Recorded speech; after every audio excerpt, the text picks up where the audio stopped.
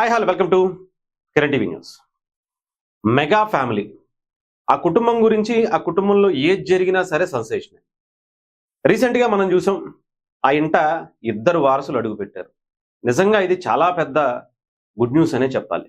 కాకపోతే కొంతమందికి వాళ్ళంటే అసూయ, వాళ్ళు ఎదుగుతున్నటువంటి తీరు చూస్తే ఈర్ష, ఏదో ఒక రకంగా వాళ్ళ మీద బురద జల్లాలని, వాళ్ళని ఏదో ఒక రకంగా కించపరచాలని చాలామంది అదే పని కట్టుకుని ఏడుస్తూ వాళ్ళ కుటుంబాన్ని పోషించుకుంటూ ఉంటారు. ఇంకా రీసెంట్గా ఇద్దరు వారసులు వచ్చారు. మొన్న మెగాస్టార్ మనశంకర వరప్రసాద్తో ఒక రేంజ్లో హిట్ కొట్టారు. ఇంకా తర్వాత పెద్ది, ఇంకొక పక్క డిప్యూటీ సీఎం పవన్ కళ్యాణ్ గారు. అసలు ఆ సినిమా సంగతి పక్కన పెడితే అసలు అన్ని రకాలుగా కూడా ఆ ఫ్యామిలీ ఎప్పుడూ పై చెయ్యే ఉంటుంది. ఒకరికి సహాయం చేసేటువంటి పనైనా కానీ, ఒక రికార్డులు బ్రేక్ చేయడంలో కావచ్చు, దేంట్లో అయినా సరే వాళ్ళు ఎప్పుడూ పైన ఉంటారు. అలాంటి గొప్ప మనసున్నటువంటి మంచి వ్యక్తులని చెప్పాలి.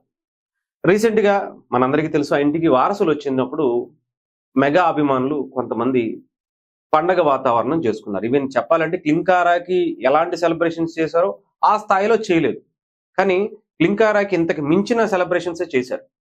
కానీ కొంతమంది వివాదాల్లోకి ఏ రకంగా వీళ్ళని లాగుదామా, ఇంత హ్యాపీగా ఉంటే మనకి అస్సలు నచ్చదు, ఏదో ఒక రకంగా వాళ్ళని కించపరచాలి, వాళ్ళ హ్యాపీనెస్ని డల్నెస్ చేయాలి, అదే పనిగా పెట్టుకుంటారు కదా. కొంతమంది జర్నలిస్టుల రూపంలో కొంతమంది అయితే, ఇంకొంతమంది ఎనలిస్టుల రూపంలో తయారవుతూ ఉంటారు. ఏదో ఒక రకంగా వాళ్ళ కుటుంబాన్ని కించపరచాలి, ఇంకొకటో హ్యాపీగా. ఇలాంటి టైంలో కూడా చిన్నపిల్లలు పుట్టారే, ఇలాంటి టైంలో ఇలాంటి వివాదాలు ఎందుకు, లేదా వాళ్ళ సెలబ్రేషన్స్ వాళ్ళు చేసుకున్నారులే అనుకోవచ్చుగా. లేదు, అక్కడ క్రాకర్స్ పేల్చారు, ఇక్కడ క్రాకర్స్ పేల్చారు, హాస్పిటల్ ముందు ఎడావుడేంటి, అది ఇది అని చెప్పేసి ఓ రేంజ్లో తెచ్చిపోతున్నారు. ఇంకొంతమంది అయితే అప్పుడు గతంలో క్లింకారాకి జరిగింది, క్లింకారాకి ఇంత అలా సెలబ్రేషన్స్ ఎందుకు చేయలేరు, వీళ్ళు మగపిల్లాడు పుడితేనే సెలబ్రేషన్స్ చేస్తారా, ఆడపిల్ల పుడితే చేయరా అని ఇంకొంతమంది వాళ్ళ అక్కసుని వెళ్ళగక్కుతూ ఉంటారు. నిజంగా చెప్పాలంటే క్లింకారాకి ఇంతకు మించి 10 రెట్లు సెలబ్రేషన్స్ చేశారు మెగా అభిమానులు కావచ్చు, మెగా ఫ్యామిలీ కావచ్చు. కానీ ఇప్పుడు మాత్రం వాళ్ళ ఇంట్లో ఒక వారసుడు వచ్చేసాడు. మెగాస్టార్ ఎలా అయితే 10 మందికి సహాయం చేసేటువంటి తత్వాన్ని వాళ్ళ కుటుంబంలో నెక్స్ట్ తరంగా ఉండేటువంటి పవన్ కళ్యాణ్ గారు కావచ్చు, రామ్ చరణ్ గారు కావచ్చు, మిగతా ఫ్యామిలీ మెంబర్స్ అందరికీ కూడా అదే తరహా సహాయం చేసేటువంటి గుణాన్ని ఆయన ఇచ్చారనే చెప్పాలి.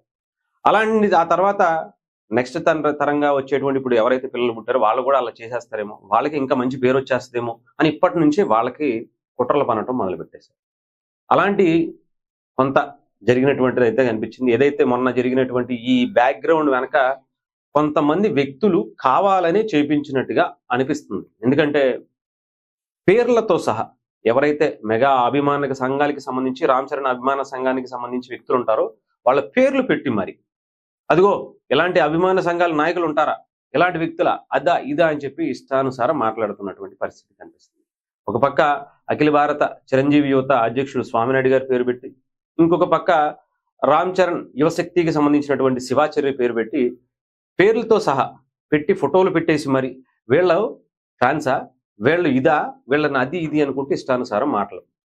అసలు ఏం జరిగింది, ఏం జరుగుతుంది అనేటువంటి పరిస్థితి కొంచెం నేను ఎంక్వైరీ చేస్తే నాకు తెలిసినవి ఏంటంటే, ఇలాగ కొంతమంది ఎలాగో మెగాస్టార్ ఫ్యామిలీ మీద ఎప్పుడు రెడీ కూర్చుంటారు కదా, అలాంటి వాళ్ళతో కొంతమంది రీసెంట్గా మెగాస్టార్కి సంబంధించినటువంటి టీంలో కొంతమంది రీసెంట్గా చిరంజీవి గారు కొంతమందిని దూరం పెట్టారని తెలుస్తుంది. ఆ దూరం పెట్టినటువంటి వ్యక్తుల్లో ముఖ్యంగా ఇలా ఇంకొక ఇటు స్వామినాయుడు గారు కావచ్చు, శివాచారి కావచ్చు, కొంచెం దగ్గర అవటం వాళ్ళకి రుచించట్లేదు.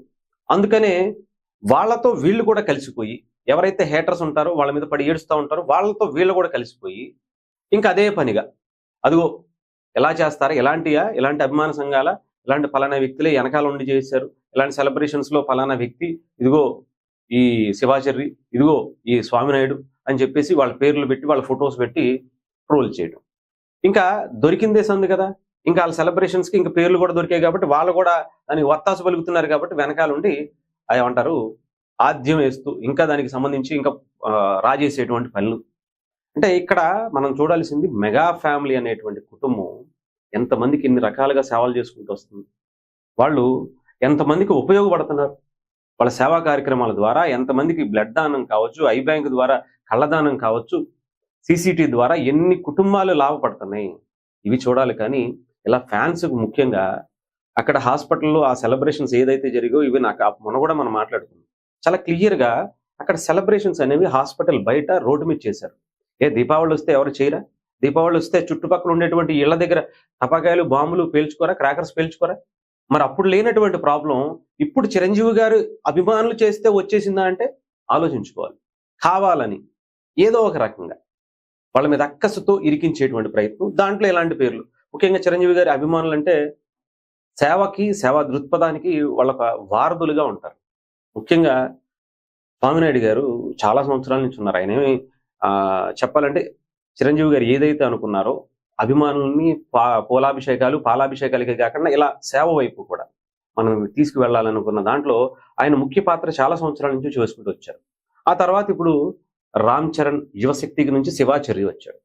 ఆయన అభిమానులకు సంబంధించి ఒక మంచి ప్లాట్‌ఫార్మ్‌ని ఏర్పరచుకొని ఎక్కడ ఎలాంటి సెలబ్రేషన్స్ చేయాలన్నా చాలా మంచిగా బలంగా వాళ్ళ అభిమానులకి అంటే అభిమానులు ఎవరైతే ఉంటారో వాళ్ళకి రెగ్యులర్‌గా అంటే చిన్న స్థాయి అభిమానా, పెద్ద స్థాయి అభిమానా అని పక్కన పెడితే ఒక హార్డ్ కోర్ అభిమానులందరినీ కూడా చిరంజీవి గారితో, రామ్ చరణ్ గారితో చాలా సందర్భాల్లో దగ్గరుండి ఫోటోలు తీపించినటువంటి పరిస్థితి కూడా. తన అభిమాన హీరోని కలలో కూడా చూస్తానేమో లేదో అనుకున్నటువంటి పరిస్థితికి నుంచి దగ్గరికి తీసుకెళ్ళి భుజం తట్టి ఒక ఫోటో ఇచ్చినటువంటి పరిస్థితులు కూడా మనం చూసాం.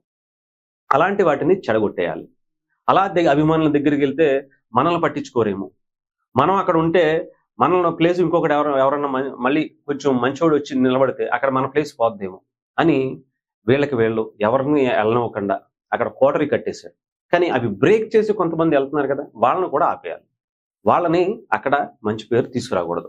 అభిమానులకి, అభిమాన సంఘాలకి, ముఖ్యంగా చిరంజీవి గారి అభిమాన సంఘాలకి, రామ్ చరణ్ గారి అభిమాన సంఘాలకి మంచి పేరు రాకూడదు అనేటువంటి ఒక ఇదిలో కొంతమంది చేస్తున్నట్టుగానైతే నాకు అనిపించింది. సో దీన్ని మరి ఎలా తీసుకుంటారో తెలీదు. డెఫినెట్‌గా ఇవి చిరంజీవి గారికి ఏం కొత్త ఏం కాదు. ఆయన 40 ఏళ్ళు క్రితం నుంచి ఆయన సినిమాల్లో మొట్టమొదటి సినిమా అప్పటి నుంచి మొన్న సినిమా అప్పటి వరకు కూడా చాలా రకాలుగా ఫేస్ చేశారు. అవన్నీ కూడా ఆయన తట్టుకుని నిలబడి ఈరోజు ఒక మెగా సామ్రాజ్యాన్ని స్థాపించి చిన్న కుటుంబం నుంచి ప్రతి ఒక్కరూ కూడా టాలెంట్ ఉంటే డెఫినెట్‌గా మెగాస్టార్ అవ్వచ్చు. ఎవరైనా సరే టాలెంట్‌కి వాళ్ళకి మంచి ప్లాట్‌ఫార్మ్ ఉంటదిక్కడ అని చెప్పి ప్రతి రంగంలో కూడా ఒక అచీవ్‌మెంట్‌గా, ఒక ఎగ్జాంపుల్‌గా, ఒక బ్రాండ్ అంబాసిడర్‌గా, ఒకరికి ఇన్స్పిరేషన్ పర్సన్‌గా మనం ఆయన్ని చూస్తూ వచ్చాం.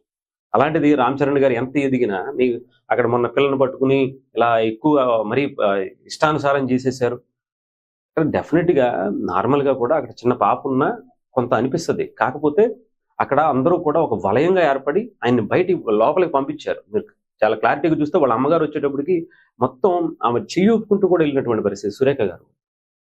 అభిమానులు ఎంతైనా కొన్ని సందర్భాల్లో కొంతమంది ఆ గ్రూపుల్లో చేరి కొంతమంది ఇబ్బంది పెట్టేటువంటి ప్రయత్నం చేస్తారు. కానీ అసలు సిసలు అనేటువంటి అభిమానులు ఇప్పుడు కూడా అలాంటి వాటి దృష్టికి వెళ్ళరు.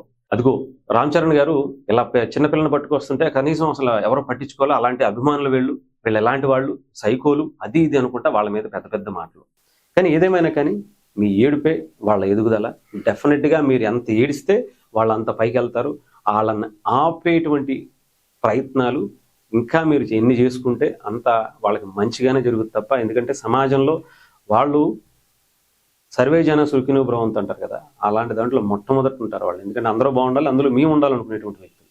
అలా మీలాంటి వాటికి వాళ్ళకి నాకు తెలిసి ఏమీ కాదు అంతే.